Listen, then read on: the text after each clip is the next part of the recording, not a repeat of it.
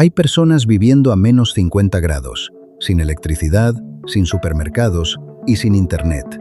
No están atrapadas, lo eligieron. Y cuando les preguntas si volverían, se ríen. Esto no es una historia de supervivencia.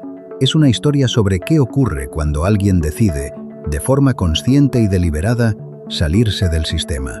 Y lo que ocurre es más complicado, más duro y más interesante de lo que cualquier serie de televisión sobre vida salvaje puede contener. El Yukón es un territorio del noroeste de Canadá, con 483.000 kilómetros cuadrados y menos de 45.000 habitantes. Eso lo convierte en uno de los lugares con menor densidad de población del mundo, menos de 0,1 habitantes por metro cuadrado. Para que ese número tenga escala, los Países Bajos tienen 500 personas por kilómetro cuadrado. El Yukón tiene la 10ª parte de una. La capital, Whitehorse, concentra a casi el 80% de la población. El resto vive disperso en una extensión equivalente a España y Portugal juntos, en comunidades de cientos de personas, en granjas aisladas, en cabañas sin dirección postal, en campamentos de caza y pesca, que se convierten en residencias permanentes cuando alguien decide que no quiere volver a la ciudad. El Yukón tiene el monte Fairweather, que forma parte de la cadena de Saint Elias, la mayor concentración de picos de más de 5.000 metros fuera de Asia. Tiene el Parque Nacional Kluane, Patrimonio de la Humanidad de la UNESCO, con el mayor campo de hielo no polar del planeta. Tiene el río Yukón, que recorre más de 3.000 kilómetros desde sus nacientes canadienses hasta el mar de Bering en Alaska, y que durante siglos fue la única carretera, la única línea de comunicación y la única fuente de alimento de todas las comunidades que vivían a lo largo de sus orillas. El invierno dura entre 7 y 8 meses. Las temperaturas caen regularmente por debajo de los menos 40 grados y en algunas zonas del interior alcanzan los menos 60. El sol desaparece durante semanas en las latitudes más altas y en verano el sol no se pone durante meses, produciendo una luz continua que desorienta los relojes biológicos de quienes llegan de latitudes más bajas y que los yukoneses aprenden a navegar con persianas opacas y una filosofía del sueño completamente distinta a la del resto del mundo. Ese territorio extremo es el que algunas personas eligen como hogar, no como aventura temporal ni como experimento de fin de semana. Como hogar permanente, sin red eléctrica, sin sistema de agua corriente, sin conexión a ninguna infraestructura que el resto de la sociedad da por descontada. La pregunta más obvia es ¿por qué? La respuesta más honesta es que no hay una sola respuesta, sino tantas como personas que lo han elegido. La ruta de Alaska, la única carretera que conecta el Yukón con el resto del continente de forma continua, fue construida durante la Segunda Guerra Mundial en apenas 8 meses, en 1942, por el ejército de Estados Unidos que necesitaba una vía de suministro hacia Alaska ante la amenaza japonesa en el Pacífico. Antes de esa carretera, el Yukón era accesible únicamente por río en verano y por trineo sobre el hielo en invierno. Esa historia de aislamiento logístico ha moldeado la mentalidad de sus habitantes de una manera que cualquiera que hable con ellos percibe inmediatamente. Una autosuficiencia práctica y una desconfianza gentil pero firme hacia cualquier sistema que no controlen directamente. El cambio climático está transformando el Yukón de maneras que sus habitantes observan con una mezcla de alarma y adaptación pragmática. El permafrost, la capa de suelo permanentemente congelado que cubre gran parte del territorio, se está descongelando en zonas donde lleva milenios estable. Ese deshielo produce hundimientos del suelo que dañan carreteras, edificios y los propios ecosistemas de los que depende la vida salvaje. Los inviernos son más variables, con episodios de lluvia en enero que hace 20 años no ocurrían y que producen una capa de hielo sobre la nieve que impide que los caribúes lleguen al musgo del que se alimentan. El Yukón está cambiando y quienes viven en él de forma directa e inmediata lo saben mejor que nadie. ¿Quién elige irse al norte y por qué? Hay una imagen estereotipada de la persona que vive off-grid en el norte de Canadá. El sobrevivencialista paranoico que se prepara para el colapso civilizatorio. El hippie que rechaza el capitalismo. El ermitaño que no puede relacionarse con nadie. Esa imagen existe, pero es una pequeña fracción de un grupo mucho más diverso de lo que parece. Están los que nacieron aquí. Las familias de primeras naciones que llevan milenios viviendo de la tierra yukónica y cuya relación con el territorio no es una elección filosófica, sino la continuación de una forma de vida que precede a Canadá, a la colonización europea y a cualquier concepto de red eléctrica. Para ellos, la pregunta no es por qué vivir así, es por qué el resto del mundo dejó de hacerlo. Están los que llegaron en los años 60 y 70, la generación de la contracultura que buscaba alternativas al capitalismo industrial y que encontró en el norte canadiense el espacio físico para construirlas. Muchos de ellos siguen aquí, con 70 u 80 años, en las mismas cabañas que construyeron con sus propias manos hace 50 años. Con la misma convicción que tenían entonces, pero con décadas de experiencia práctica que transformó la ideología en pragmatismo. Están los que se fueron después de una crisis, el divorcio, el despido, la enfermedad que hace replantearse todo, el agotamiento de una vida urbana que producía ingresos pero no sentido. El norte no es solo un destino geográfico, es también un destino psicológico al que la gente llega cuando necesita reconstruirse desde cero, cuando la ciudad donde viven ya no les ofrece el espacio para hacerlo. Y están los que llegaron más recientemente, con laptops y paneles solares, intentando construir una versión del siglo XXI de la vida off-grid que combine la autosuficiencia material con la conectividad selectiva. No rechazan completamente la tecnología, rechazan la dependencia de infraestructuras sobre las que no tienen ningún control. Quieren elegir qué toman del sistema y qué no, en lugar de que el sistema decida por ellos. Lo que tienen en común todos estos grupos, más allá de sus diferencias de edad, origen y motivación, es que tomaron una decisión activa. No están viviendo así porque no tuvieron otra opción. Están viviendo así porque la eligieron sobre otras opciones que tenían disponibles. Y esa diferencia entre la pobreza y la austeridad elegida, entre el aislamiento forzado y la soledad buscada, es la que define la experiencia yukónica off-grid, mejor que cualquier dato sobre temperaturas o kilómetros de distancia a la civilización. Hay también quienes llegan al Yukón huyendo de algo específico y se quedan por algo completamente diferente. Llegan huyendo del ruido, del ritmo, de la deuda, de la mirada constante de los demás. Y se quedan porque encontraron algo que no esperaban. Una relación con el silencio que no es vacío sino plenitud. Una relación con el trabajo físico que no es servidumbre, sino satisfacción. Una relación con la comunidad pequeña que no es limitación, sino profundidad. El norte no retiene a nadie por la fuerza. Retiene a los que encuentran en él algo que en ningún otro lugar habían encontrado. La decisión de quedarse en el Yukón después del primer invierno es, según quienes la han tomado, una de las más conscientes de su vida. No porque la vida sea fácil en ese momento, precisamente porque no lo es.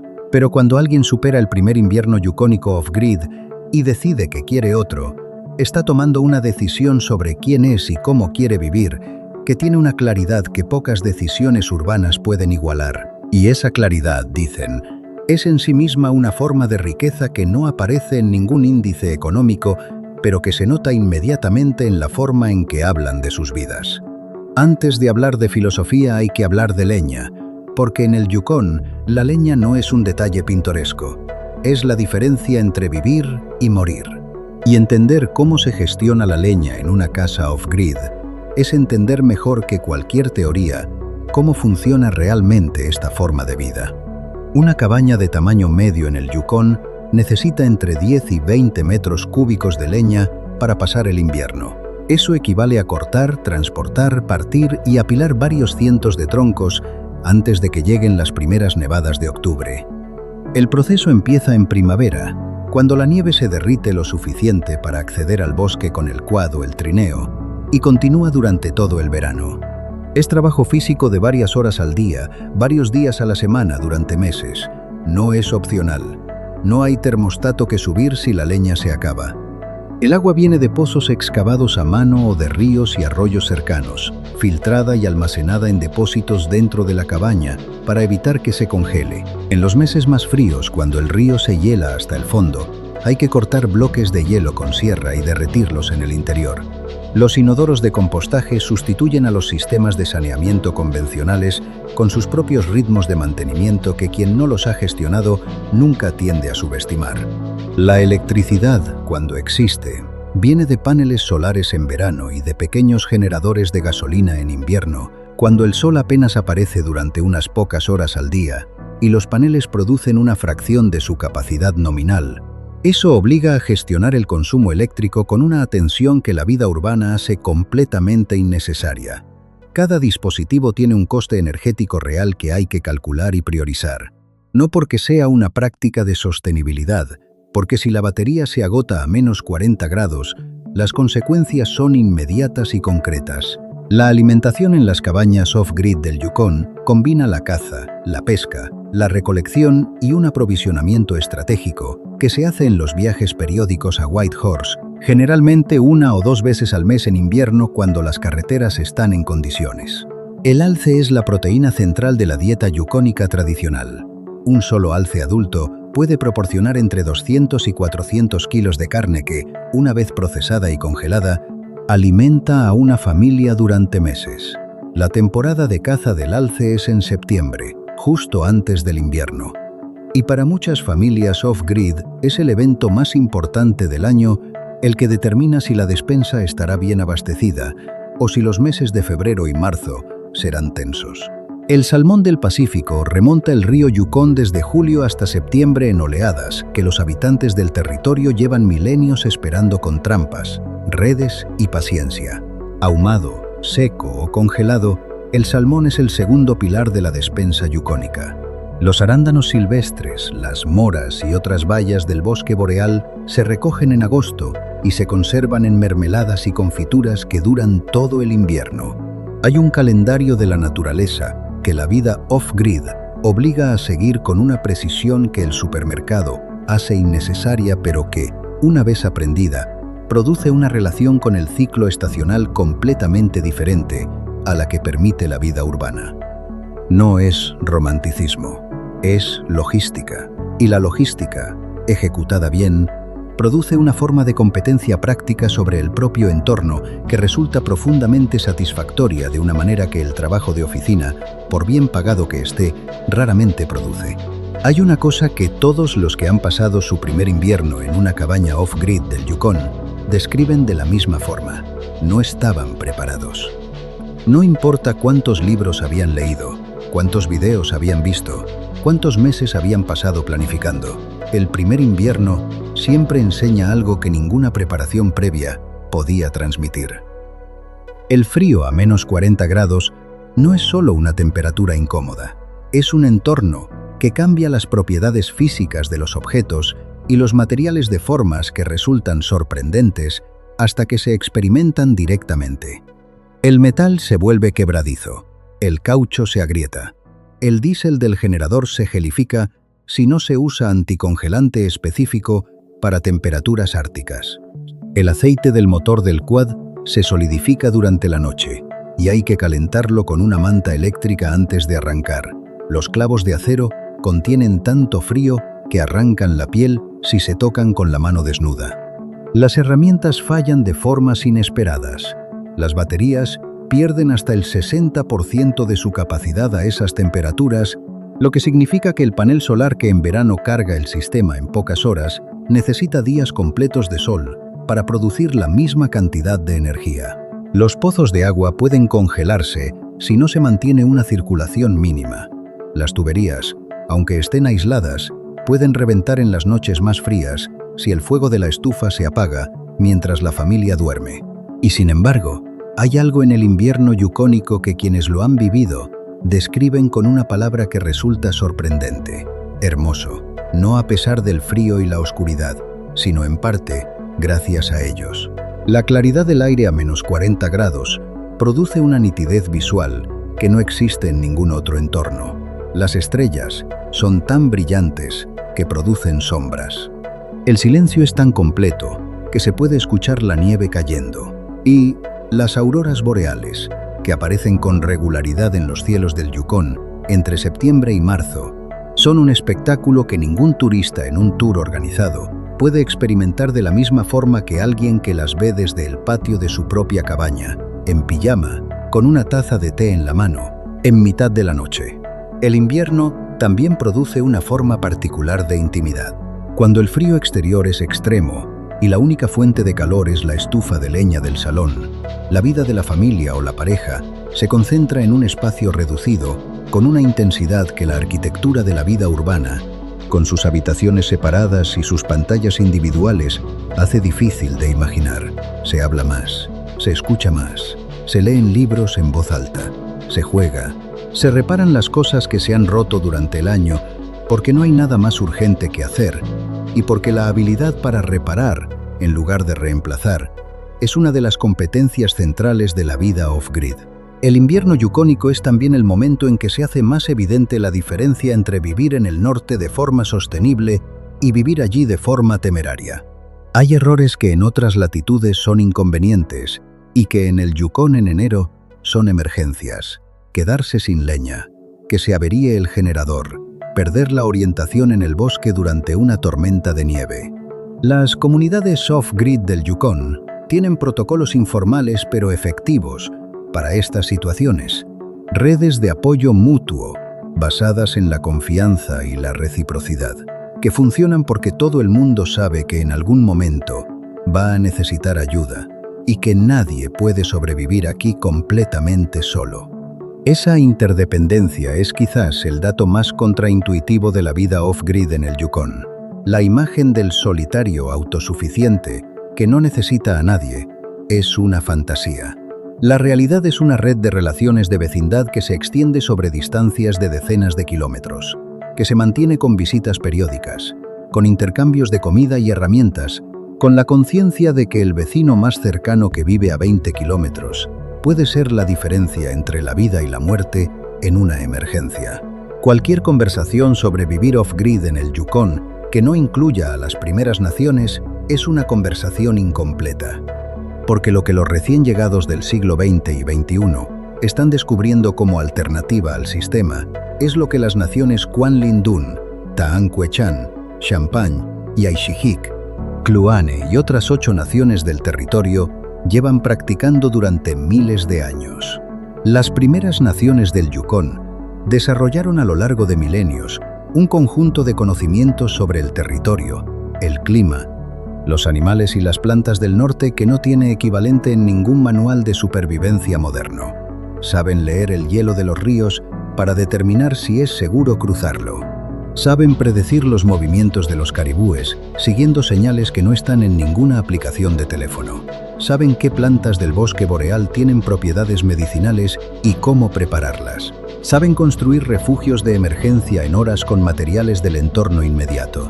Ese conocimiento fue sistemáticamente atacado durante más de un siglo de políticas coloniales canadienses. Los internados indígenas, en los que los niños de las primeras naciones eran separados de sus familias y de sus comunidades y obligados a asimilarse a la cultura occidental, operaron en el Yukón hasta los años 80 del siglo pasado. Su objetivo explícito era destruir exactamente el tipo de conocimiento que hace posible la vida en el norte: el idioma, los rituales, las técnicas de caza y pesca, la relación espiritual con el territorio. Las primeras naciones del Yukón están en proceso de recuperar ese conocimiento.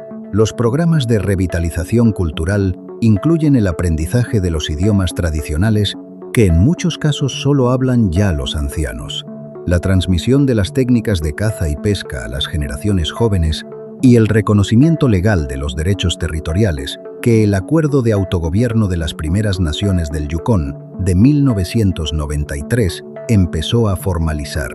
Es un proceso largo, doloroso y no lineal, pero que está produciendo resultados concretos en comunidades donde la conexión con el territorio está volviendo a ser una fuente de identidad y de orgullo.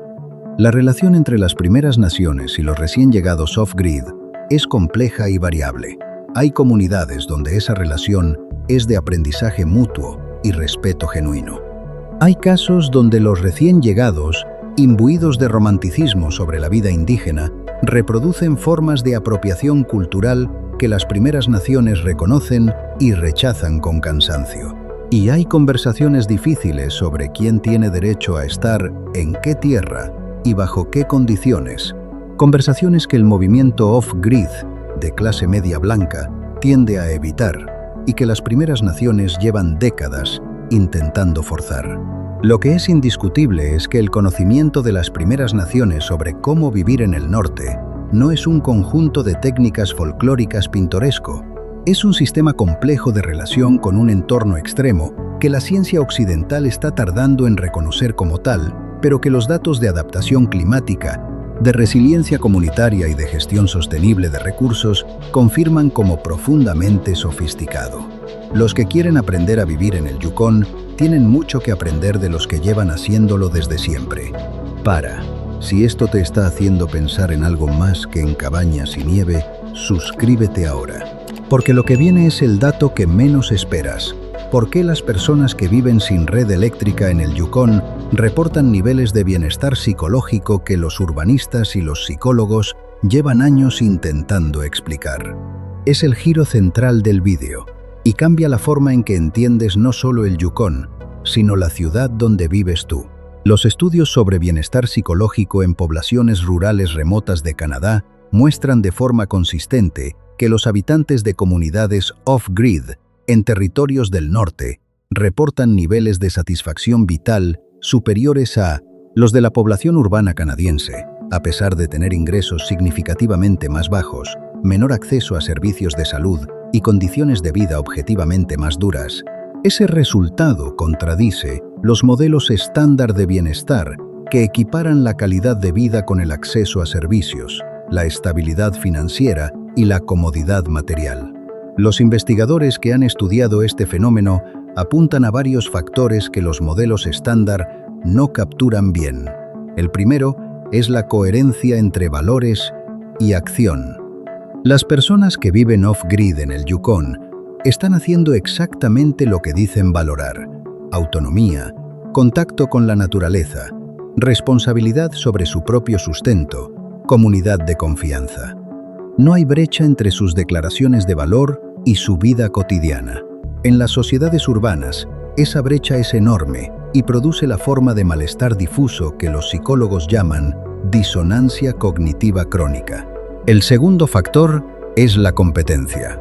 La vida off-grid en el Yukón requiere un conjunto de habilidades físicas y prácticas, desde cortar leña hasta reparar motores, desde leer el tiempo hasta orientarse en el bosque, que producen una sensación de dominio sobre el entorno inmediato que el trabajo de conocimiento de la economía urbana raramente produce.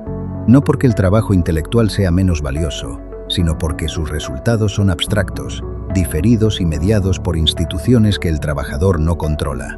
La recompensa de apilar leña suficiente para el invierno es inmediata, concreta y completamente bajo el control de la persona que lo hace. El tercer factor es la calidad de las relaciones. Las comunidades off-grid del Yukón son pequeñas, a veces de apenas unas pocas familias, y la interdependencia que genera el entorno extremo produce un tipo de vínculo social que la sociología llama capital social fuerte. Relaciones basadas en la confianza real y la reciprocidad práctica, no en la proximidad geográfica casual o en la afinidad de consumo. Cuando tu vecino puede literalmente salvarte la vida en una emergencia invernal, la calidad de esa relación tiene un peso diferente al de cualquier amistad urbana. El cuarto factor es la relación con el tiempo. La vida off-grid en el Yukón está organizada en torno a ciclos naturales: el ciclo estacional, el ciclo del día y la noche, el ciclo de los animales y las plantas, que producen una estructura temporal completamente diferente a la del calendario laboral urbano. No hay lunes ni viernes. Hay temporada de caza, temporada de pesca, temporada de leña, temporada de reparaciones. Esa estructura no es menos exigente que la del trabajo urbano. Es más exigente en muchos aspectos, pero tiene un ritmo orgánico que muchos de los que la han adoptado describen como liberador, de una forma que resulta difícil de articular a quienes no la han experimentado. Hay un concepto en psicología positiva que se llama autotelia, la experiencia de una actividad que es recompensante en sí misma, independientemente de sus resultados externos. Cortar leña no es autotélico para la mayoría de las personas que viven en ciudades, porque es solo un hipotético ejercicio. Pero cortar la leña que va a mantener caliente a tu familia durante el invierno tiene un componente de propósito inmediato y concreto, que lo convierte en una actividad profundamente satisfactoria para muchos de los que lo hacen. El Yukon Off-Grid es, entre otras cosas, una máquina de producir experiencias autotélicas en un mundo que las ha sustituido sistemáticamente por experiencias mediadas y abstractas. En los últimos 10 años, ha llegado al Yukon una nueva generación de personas que no nacieron aquí, que no tienen ninguna conexión cultural con el territorio, y que tomaron la decisión de mudarse a una cabaña sin servicios en el norte de Canadá, desde apartamentos en Vancouver, Toronto, Montreal o ciudades europeas. Sus historias tienen patrones comunes que resultan reveladoras sobre el estado de las sociedades urbanas del siglo XXI. La mayoría describe un momento de saturación, el punto en que la acumulación de trabajo, deudas, compromisos sociales, estímulos digitales y expectativas externas llegó a un nivel que dejó de ser gestionable sin perder algo esencial. No siempre fue una crisis aguda. A veces fue el reconocimiento gradual de que la vida que estaban viviendo no se parecía a la que querían vivir y que la distancia entre las dos no se cerraba con más ingresos, más vacaciones o más terapia. El proceso de mudanza al Yukon Off-Grid raramente es impulsivo. La mayoría de los recién llegados pasan entre 1 y 3 años investigando, visitando el territorio en distintas estaciones, aprendiendo habilidades básicas que nunca tuvieron necesidad de desarrollar en la ciudad y construyendo o comprando la cabaña antes de hacer el traslado definitivo. Es una decisión planificada con la misma seriedad con que otros planifican la compra de un apartamento o la apertura de un negocio. Solo que el resultado es radicalmente diferente. Los primeros 2 años son casi universalmente los más difíciles. La curva de aprendizaje de la vida off-grid en el norte es empinada y no perdona los errores de planificación. Hay quienes vuelven a la ciudad después del primer invierno, reconociendo que la distancia entre la vida que imaginaban y la que encontraron era insalvable. Pero los que superan esos primeros años describen algo que los psicólogos reconocerían como una transformación de identidad. Se convierten en otra versión de sí mismos, más competente, más presente, con una relación diferente con el tiempo, el espacio y los demás. Muchos de los nuevos off-griders del Yukon mantienen alguna forma de conexión con la economía digital. Trabajan de forma remota para empresas de las ciudades que dejaron. Producen contenido sobre su vida para audiencias que los siguen en plataformas de Internet, o han desarrollado micronegocios basados en habilidades que adquirieron en el norte. No han rechazado completamente el capitalismo ni la tecnología. Han renegociado su relación con ambos desde una posición de mayor autonomía material. Tienen Internet vía satélite, pero lo usan en sus propios términos. Tienen ingresos digitales, pero no dependen de una oficina ni de un jefe para mantener su vida funcionando. Esa figura, el off-grider conectado, que combina la autosuficiencia material del norte con la conectividad económica del siglo XXI, es probablemente la más representativa de la nueva ola yukónica. Y es también la que genera más tensión con los habitantes más veteranos del territorio, tanto los de las primeras naciones como los de la generación contracultural, que ven en esa combinación una contradicción que suaviza el compromiso real con la vida que dicen haber elegido. La conversación sobre qué significa realmente vivir off-grid y si hay formas más y menos auténticas de hacerlo, es una de las más vivas en las comunidades del Yukon. Hay una pregunta que la existencia de los off-griders del Yukon le hace a la sociedad que dejaron atrás. Una pregunta que no está formulada explícitamente, pero que está implícita en cada decisión que tomaron y en cada año que llevan viviendo de esa manera. La pregunta es esta: ¿cuánto de lo que das por necesario es realmente necesario? ¿Y cuánto es simplemente lo que el sistema en el que naciste decidió que ibas a necesitar? La respuesta de los off-griders del Yukon, que viven sin calefacción centralizada, sin agua corriente, sin supermercado a 5 minutos y sin acceso constante a Internet, y que reportan niveles de bienestar superiores a los de quienes tienen todo eso, es perturbadora para cualquiera que haya organizado su vida en torno a la adquisición de esas comodidades. No es que la cabaña sin servicios en el norte de Canadá sea un modelo de vida aplicable a todo el mundo. No lo es. Requiere un conjunto de circunstancias, capacidades físicas, recursos económicos iniciales y tolerancia a la incomodidad que no están disponibles para la mayoría de las personas.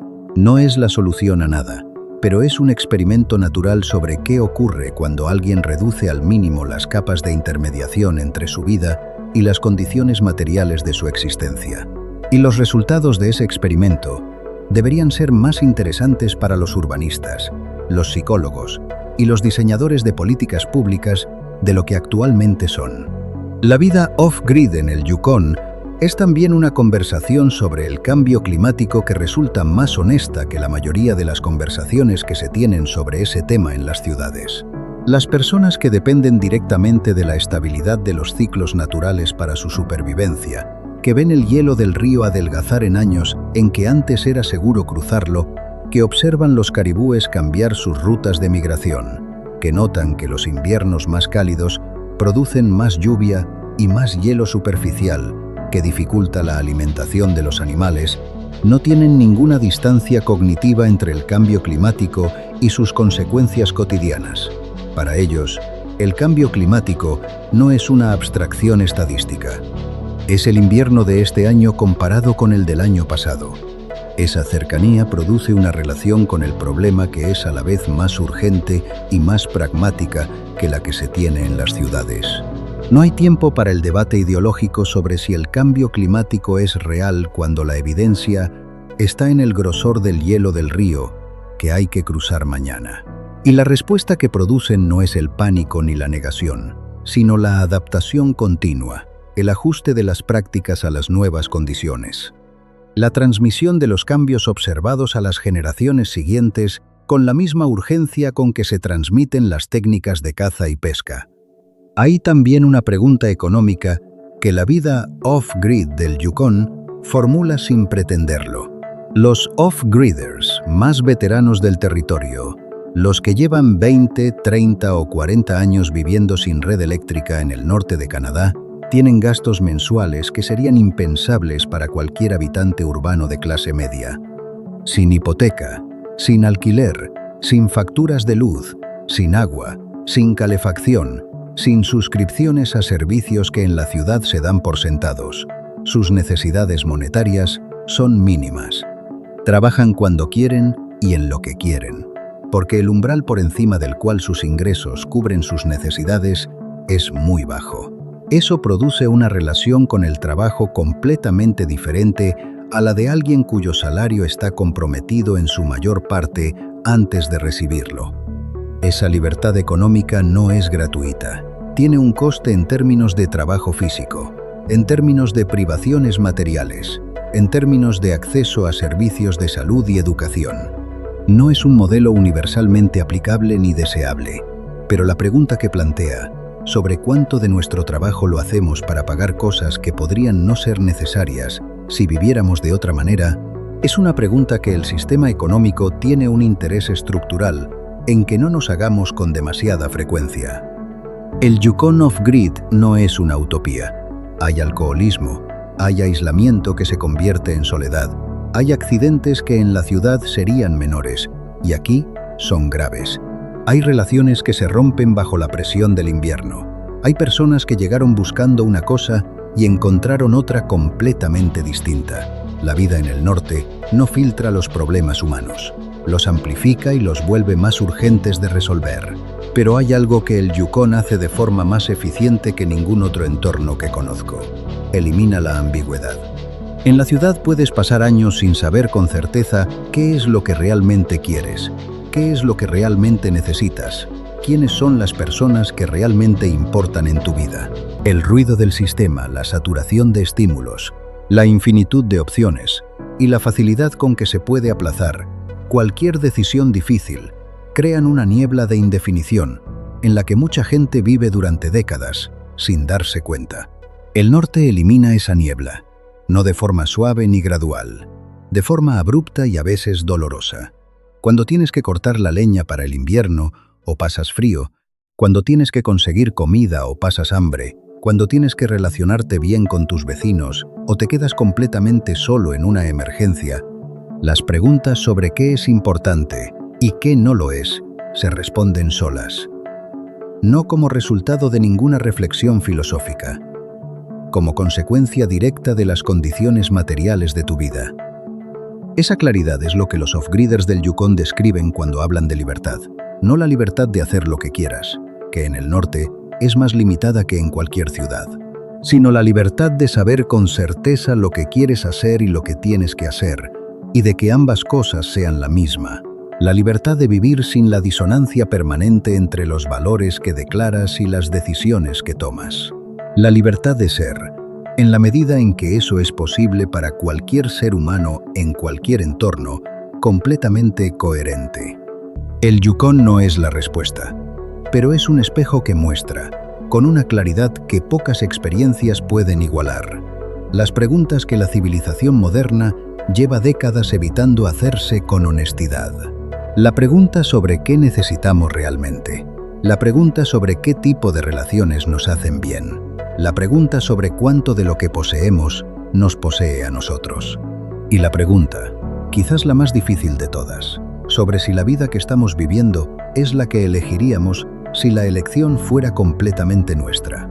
Las personas que viven en cabañas sin electricidad en el norte de Canadá, a menos 50 grados, no tienen la respuesta a esas preguntas, pero llevan años haciendo exactamente lo que hay que hacer para encontrarlas. Vivir de verdad con las consecuencias de sus propias elecciones, en uno de los entornos más honestos que existen. En un mundo que ha hecho de la comodidad un dios y del confort una identidad, es revolucionario. Si este video te dejó con algo que no puedes resolver fácilmente, eso es exactamente lo que debe hacer.